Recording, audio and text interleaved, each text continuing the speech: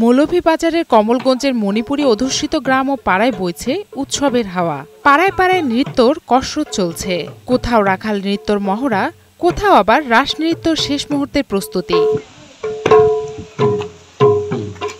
এবারও কমলগঞ্জ উপজেলার মাধবপুরের জোড়া মণ্ডপে বিষ্ণুপ্রিয়া সম্প্রদায়ের ১৮৩তম এবং আদমপুর মণিপুরী কালচারাল কমপ্লেক্স প্রাঙ্গণে মিতই সম্প্রদায়ের ৪০তম মহারাস উৎসব অনুষ্ঠিত হবে।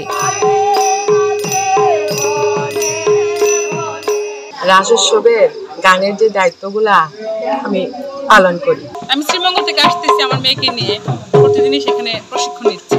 আজকে প্রায় 4 দিন 5 দিন বাবদ 8:30 থেকে 5:30 বা 6টা পর্যন্ত আকাল্লা শিখাচ্ছি। আমরা খুব সুন্দরভাবে এবার ট্রেনিং নিচ্ছি।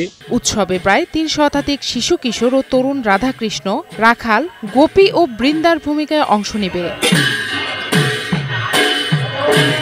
রাখাল নৃত্য থেকে শুরু করে রাতের মহারাস নৃত্যও হবে। তাই শেষ মুহূর্তে ধ্রুপদী নাচের শৈল্পিক আবহ ধরে রাখতে চলছে নৃত্যর মহড়া। মহারাজ ভাগ্যচন্দ্রই আবিষ্কৃত করেছিলেন, স্বপ্নে দেখেছিলেন এটা ওই মণিপুর থেকে। রাস হচ্ছে ভগবান শ্রীকৃষ্ণ এবং শ্রী রাধারানীর একটি আধ্যাত্মিক লীলা। পাণ্ডবের 8টা পুঞ্জি থাকে, 8টা পুঞ্জিতে এক এক বছর এক এক পুঞ্জিতে গিয়ে পড়ে। বৃন্দারূপে আমি নাচবো, আর এখন আমার অনেক ভালো লাগছে। মহারাস লীলায় অংশগ্রহণ করছি এবং সবাইকে এটা দেখার জন্য অনুরোধ জানাচ্ছি। মূলত উৎসবের স্থায়িত্বকাল হয় 1 রাত। রাসের দিন দুপুরে উৎসবস্থলের উন্মুক্ত মঞ্চে হবে গোষ্ঠ লীলা বা রাখাল নৃত্য, আর সন্ধ্যার পর মণিপুরী ললিতকলা একাডেমি মাঠে আলোচনা সভা ও রাত 10টার পর থেকে শুরু হবে জোর মণ্ডপে রাসের মূল পর্ব মহারাস লীলা।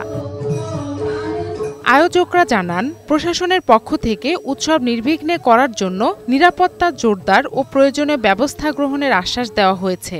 আইন শৃঙ্খলার বাহিনীর যারা ঊর্ধ্বতন কর্মকর্তা রয়েছেন তারা আশ্বস্ত করেছেন যে এবার গত বছরগুলোর চেয়ে এবার আরও নাকি ভালো নিরাপত্তা দেয়া হবে। ঐতিহ্যবাহী এই উৎসবে মণিপুরী সম্প্রদায়ের লোকজনের পাশাপাশি অন্যান্য জাতি, ধর্ম, বর্ণ নির্বিশেষে হাজারো মানুষ মেতে উঠবে এ আনন্দ উৎসবে। জান্নাতুল ফিরদাউস কণা, বৈশাখী সংবাদ।